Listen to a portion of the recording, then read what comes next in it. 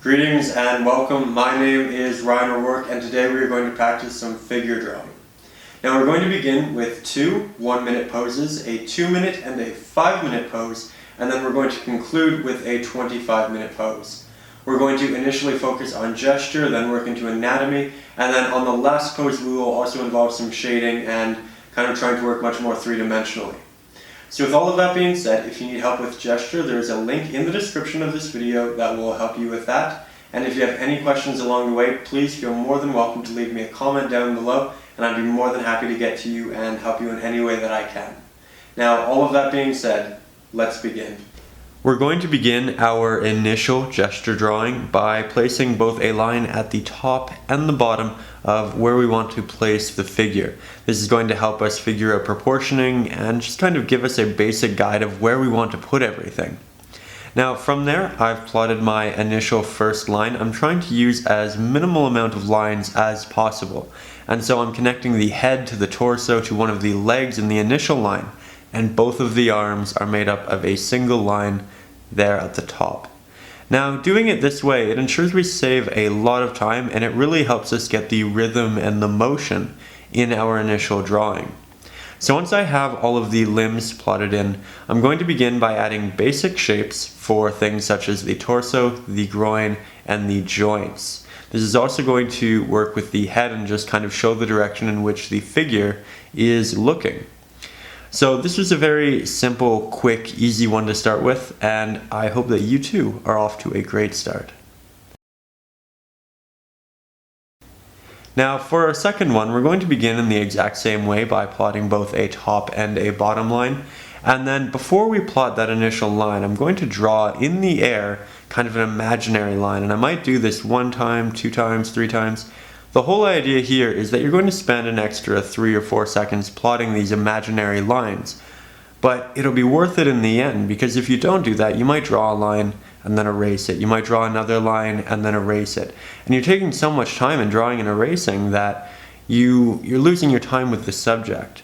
So by taking that extra 3 to 4 seconds initially to plant that imaginary line, you're really helping yourself.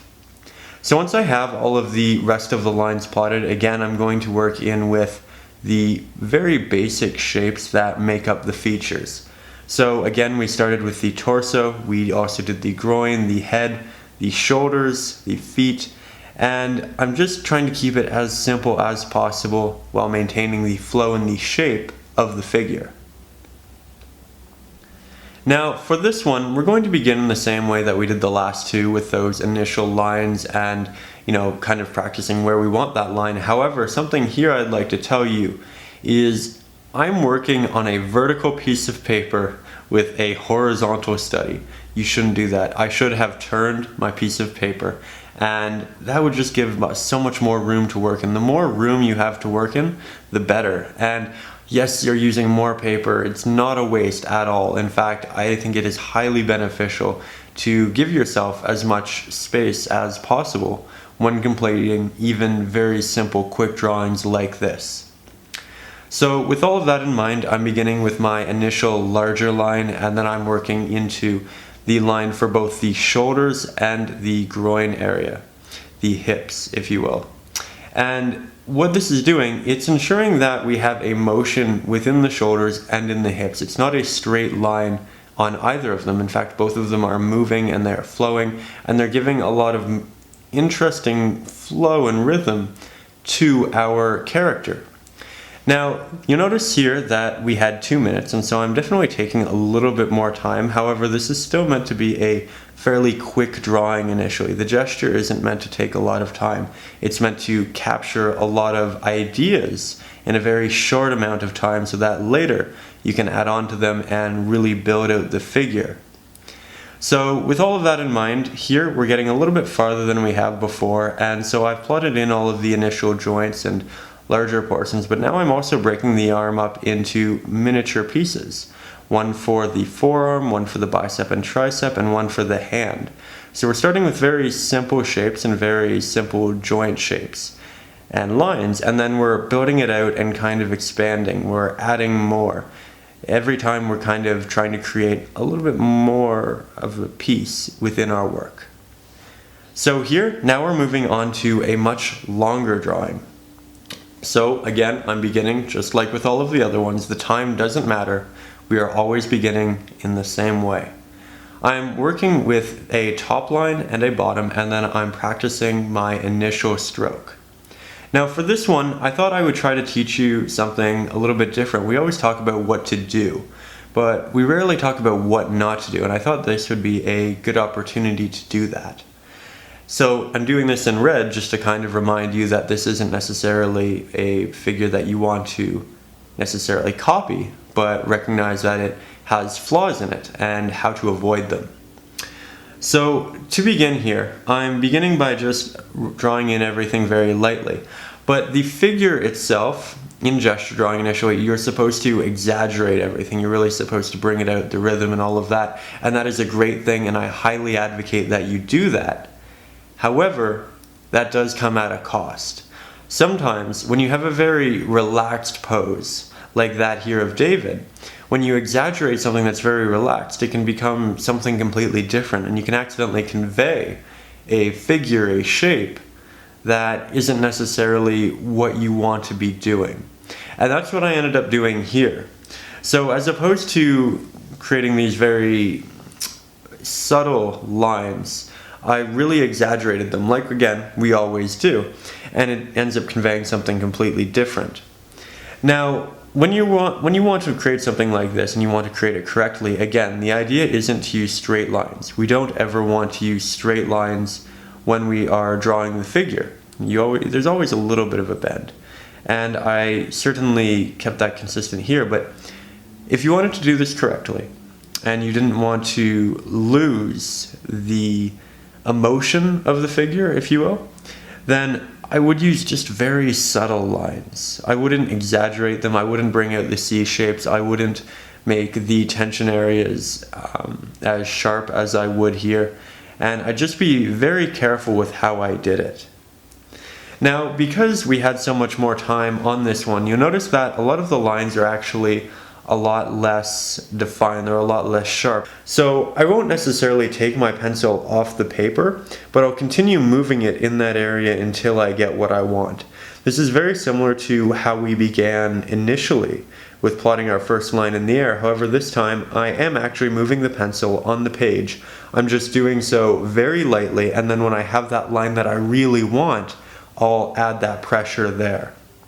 This is something that I think we should work in when we have a little bit more time, such as a pose here where we have 5 minutes. And it's just a very easy way of knowing exactly what you're doing. Yes, it will make the page slightly more messy than had you not done it. However, you're really ensuring you get everything right the way you want.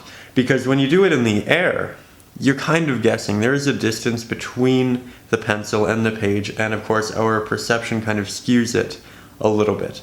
So this is a way of ensuring that it's not being skewed. You're doing exactly what you think you're doing, and you get to plot everything where you want it. From there, you again define it, you make it very sharp, and then you make your very strong line. So here I'm working around the contours, and again, when you begin your gesture drawing, you don't want to work around the contours. You want to work generally through the middle of the body, through the middle of these areas and movements. But once the gesture is finished, that's when you can begin working on the anatomy. And that's when you begin working around the contours, as we're doing here. We still broke the muscles up and we put them through the body. But from there, we did go around the contours and started to kind of highlight these areas. Now, if you look at the hip area, you notice that the legs are definitely a little bit farther back, and that was because we exaggerated it. And so you'll notice by looking comparison at the statue of David on the right and on my drawing on the left, that this is what can happen when you exaggerate. Moving that hip back also forced us to move the arm back a little bit, which means it's not hanging down. So again, it takes out that relaxed nature that the figure initially had. So these are all things to keep in mind, because when you exaggerate the hips, you're not only exaggerating the hips, it's forcing you to exaggerate the arm and everything else, because you need it to be cohesive and you need everything to work in the same manner. Our final drawing will be that of 25 minutes, which is actually really nice because I find initially when you draw a gesture drawing and the figure very quickly within a minute or so, it can almost become kind of a stressed environment where it's okay, I have to do as much as I can, as quickly as I can. And you still kind of want to carry that mentality into this longer drawing. However, it's a lot less stressful. And so here we're really going to enjoy, and again, I hope that you are drawing along, you are also working on this, and that we can all have some fun together here. So with all of that being said, we're already 42 seconds in, so it's a good thing that this wasn't a 1 minute pose or you wouldn't have had any new knowledge. So to begin, we're starting like we did with all of the other ones. We started with plotting both our top and bottom lines. And by the way, on the note of the top and bottom lines, they are there in general, they are there to help. However, you don't have to stay completely within those guidelines. You can go above them, you can go below them, they're just a help. And if you need any additional help in sizing your proportion, perhaps figuring out how long you want your legs to be or how long you want your torso to be, you can throw in a middle mark in between both the top and the bottom, and that'll generally give you a fairly decent idea of where you want everything to be. Another easy way to kind of figure out where everything should be and all of that sizing would be to break the portions between the top and the bottom line down into 7. That is essentially 7 heads, and the body is generally made up of 7. And it's not equally done. There are pictures on the internet where it shows you where everything exactly is at those 7. However, people are different and it's never really that simple, but it's an easy way of figuring it out initially. However, on top of all of that, it's a good thing to do. It's quick, but it's not as quick as plotting a top line, a bottom line, and a middle line, which is why when we're working in gesture, I implore you to work solely for and with those 3 lines. However, when you have a lot more time, when you have 25 minutes, when it's more relaxed and you just kind of want to play around and learn, then please feel welcome to break it down into 7 heads and kind of play with that idea. So from here, let's actually look at the drawing we are currently working on. So I began with my main line. I drove it from the spine into the chest, into the stomach, then down through really both of the legs. So we combined a lot of different body parts into one line, and again, that's the whole idea of gesture. You're capturing as many little intricacies as you can with that one line or so. And that's what we did. So from there, we plotted the hip and the shoulder motions, and then the legs and the arms. From there, we plotted the joints and just the little extra things that kind of accented and help us figure out both proportioning and just generally where things are. Because when you draw a lot of these gesture lines and you don't also incorporate miniature joints and that sort of thing, sometimes you go back to a gesture drawing and you look at it and you think, I have no idea what's going on here. That looks like a bunch of scribbles. So in those scenarios, they really help. But anyways, from there, once I had all of those, I began to work on drawing the muscles, as we talked about in the last example. And so from there, I'm working around the contours. Again, you never want to work around the contours in the gesture. However, once you get into the figure and you start plotting the muscle, that's a great thing to do. And for here, I did a mixture of both drawing the muscle itself and breaking it down into a much smaller shape, but I also did a little bit of drawing in the air above it as well. Now here, you'll notice that a lot of these little areas working in detail, I'm making a lot of miniature strokes. And that's something you really want to avoid in the main lines of the gesture drawing, but they can be great for working in detail. It's great for ensuring that you are creating lines in the exact direction and motion that you want to make them. However, when you're doing it in a gesture in your main action lines, it can begin to look fairly stiff. And you want to avoid that, but as long as you put down those initial really long, strong, flowing gesture lines, and then you make all of these miniature lines around it, then you're completely fine. And you notice that just then, on the left side of her body, I made a really long, strong line over top all of those miniature lines that I had made previously. And there I tried to make another one at the back of her leg. So you can really use different combinations of all of these things. And again, in my initial video, I said that they were rules, and you can look at that in the description. It's just how to draw the gesture, make things easier. But these are rules, these are tips, but in art, break them, do what feels right for you. Try all of these things for sure, understand them, get to the point where you know them like the back of your hand. However, then feel more than welcome to break them. And an example here, as we were talking about, was these lines at the top and bottom are meant to help us allocate proportioning. However, you'll notice that one of the lines goes straight through her head. So I completely threw that out of the window, and I think that's fine, and I think it's better for it. Don't feel constrained by these things I tell you. Let them help you and aid you, and don't let them limit you. That's not what I'm here for. That's not what I want to do. I want your artistic experience to be freeing and for you to be able to do what you want to. So I'm also really glad that we've had this 25-minute pose, because it allows us to talk about all of these larger themes and ideas like that. Yes, we'll talk about the drawing and the specific, techniques that we're incorporating. However, it's nice to kind of break that wall and just chat and talk about some of the larger ideas that are very vital in art that we generally don't get to talk about because we're so, entranced in the technique of everything. So with all of that being said, I'm making these lines much more concrete now. I'm using, I believe, an 8B pencil. And if you have a lot of time, say we're spending 3-4 hours on a drawing, then don't jump from an HB to an 8. Gradually work up to it. But when you only have 25 minutes, and that's what we've limited ourselves to here, I'm really jumping into the contrast quite quickly.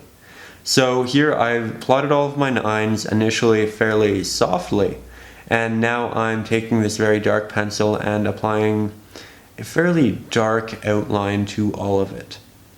Now, you don't always outline every portion of the body in a very dark manner. That's something that's kind of an illustrative look. It's kind of a cartoony aesthetic even.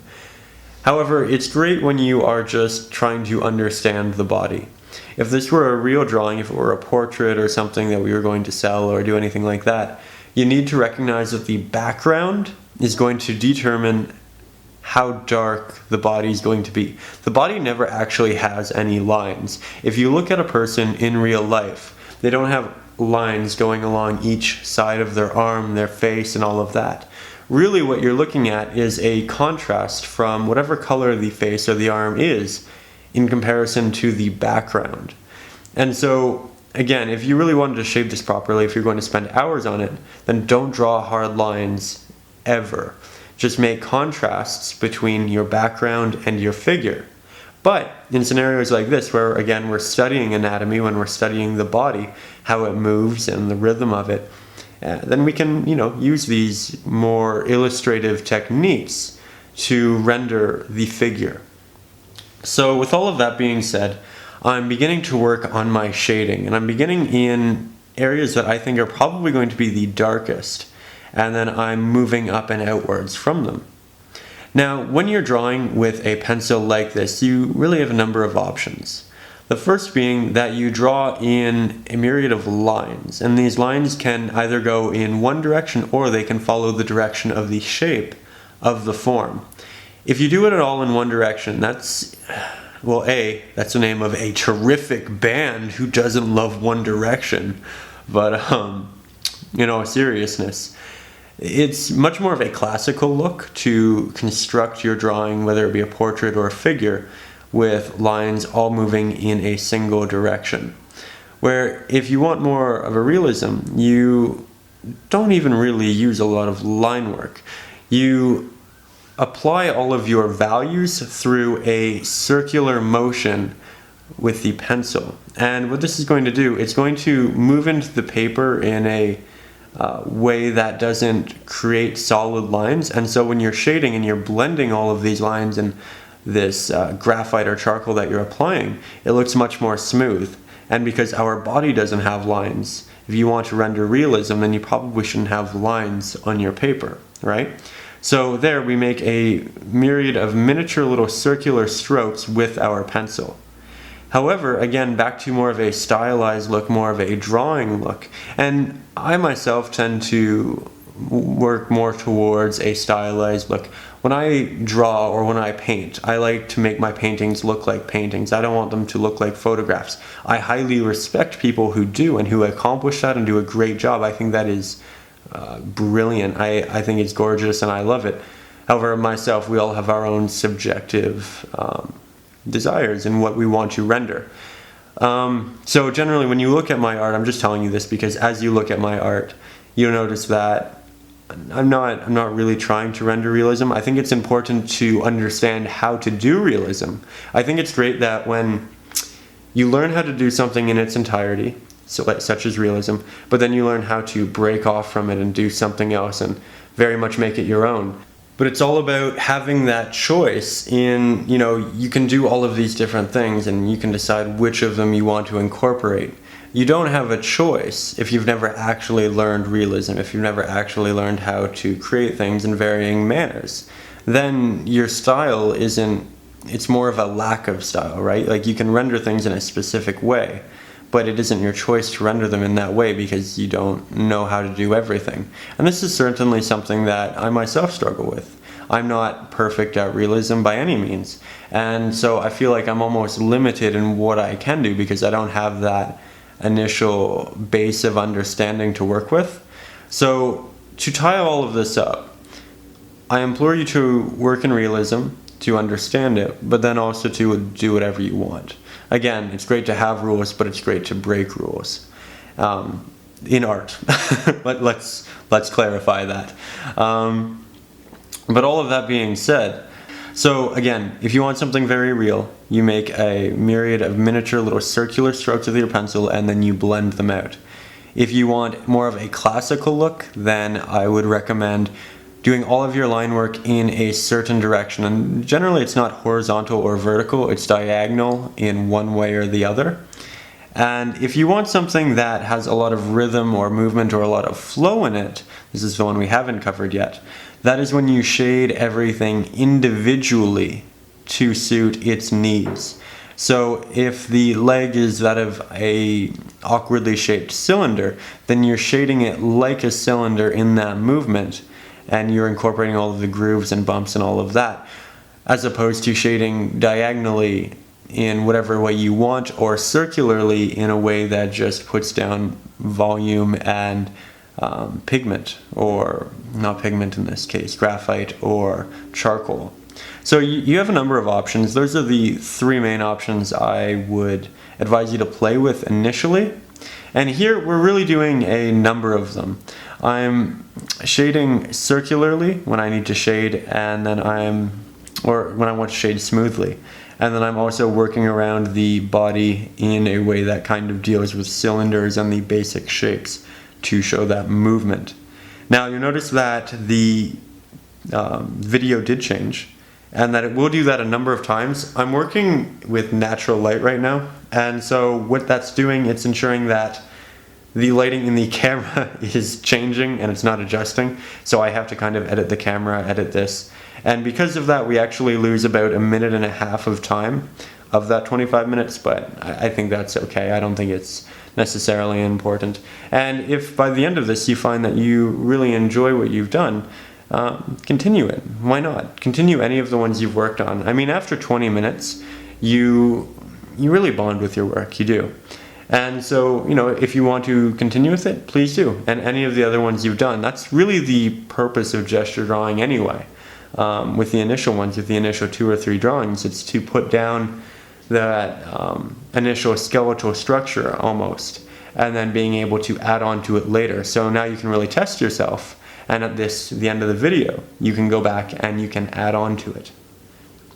So with all of that being said, we're really working into our shading on our drawing now. So in the time that we've spent, I outlined the majority of the portions that I want to be outlined. I added extra graphite to the edges, and then I kind of dragged that shading inwards. That's a style that I kind of like to work with. And at this point, I do have emphasis on varying areas. Now, that's another thing to note. You don't always want to place your darkest application in the entirety of it. You generally want to pick a certain area. The same thing goes with painting. You save your brightest color and you save your darkest color for very specific areas. It isn't to take up the entirety of your piece.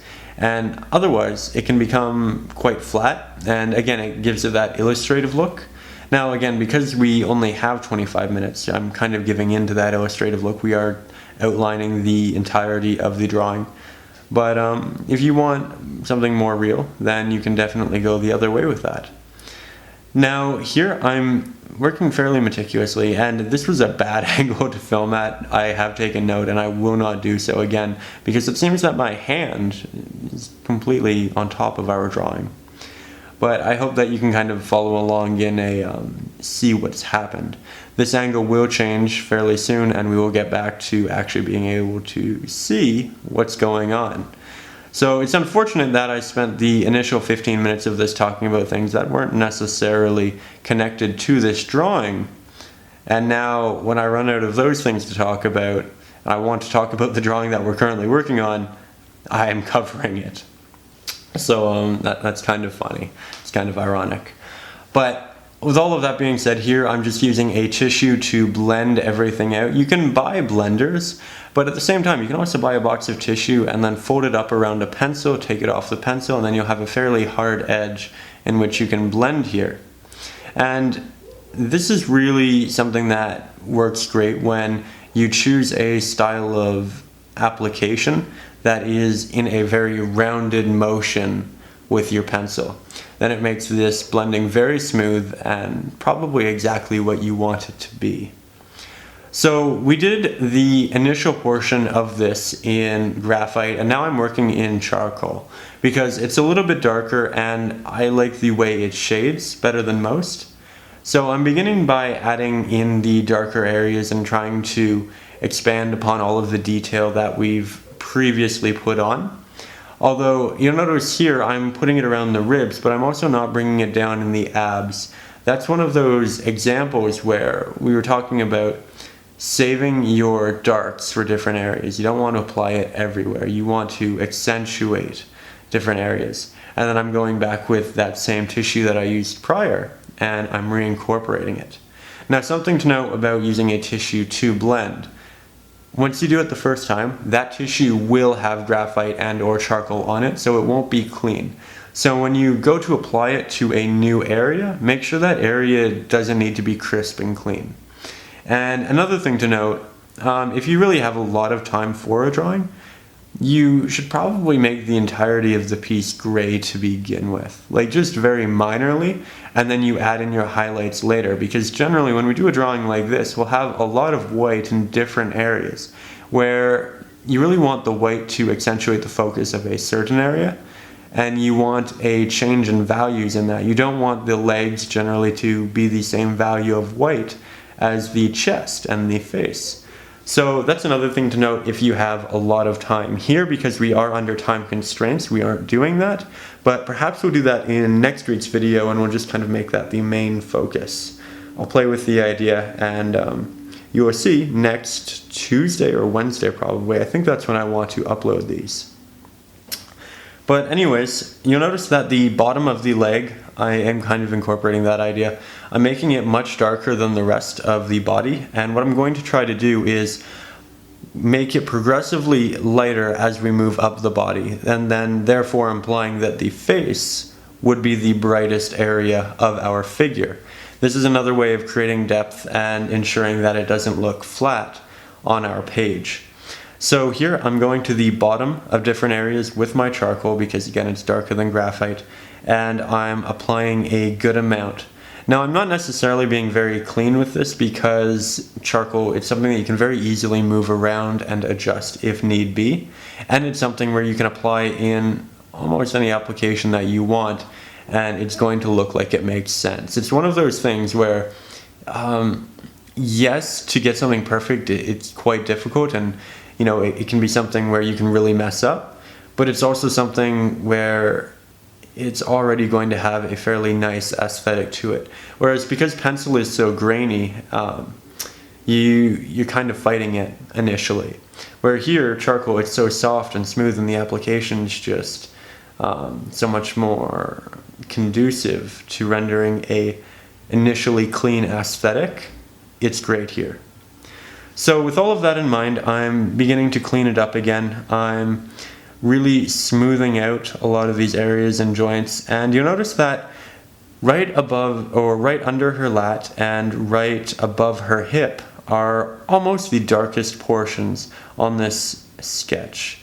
Now, much like the statue itself, the light is coming from the top left-hand corner, and I definitely played with that, but something I should have done, and in this, I like to tell you what to do, but I also like to tell you my mistakes, that way you don't make the same ones. And art's it's important to be honest with yourself about what you are doing and what you aren't doing, otherwise you don't really learn. So look for your mistakes, but don't get down about it. Everybody makes mistakes, and that's fine. That's how we learn.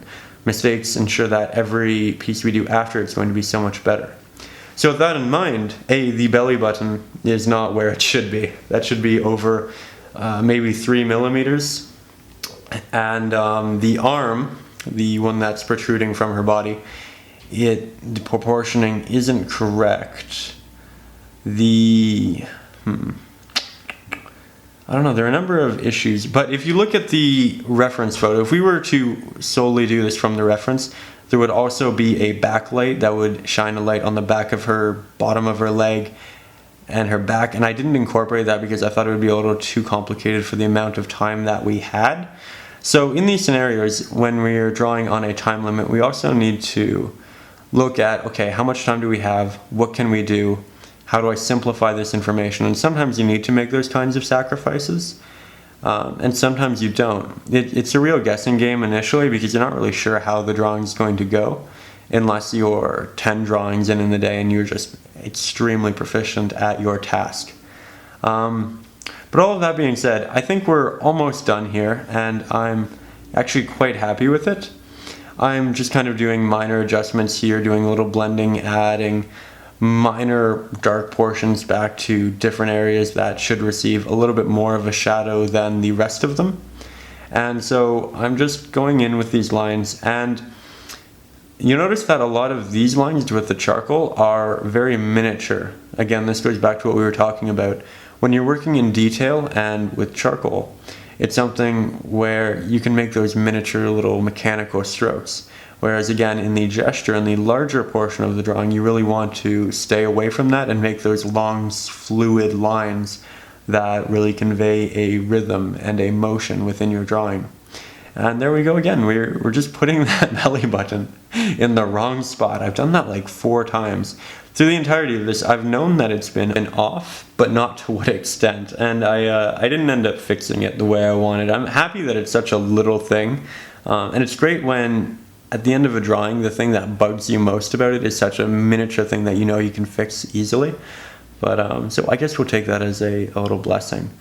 But I hope you've enjoyed. This is generally our drawing. Next week, if you want, I'll be more specific to the drawing, or let me know if you want me to just talk in generalities through the long 25-minute drawing as opposed to getting very technical with all of it. Now, it doesn't seem like we used the entirety of that 25 minutes, but really I did. I just had to cut the video short because 2 or 3 of those minutes were spent kind of rearranging the camera and picture in accordance to the light outside and how that was moving. But overall, I'm very happy with how it turned out, with how all of this turned out. It was our first week practicing here, and I feel good. So if you enjoyed, if you feel like you've learned something, you feel accomplished, and you want to continue, please consider hitting that like button, signing up to my newsletter.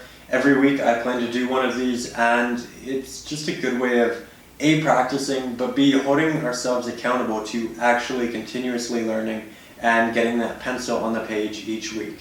It's something we can do together and follow along. So all of that being said, I hope you enjoyed. If you have any questions, leave them down below, and I will see you very soon. Thank you for watching.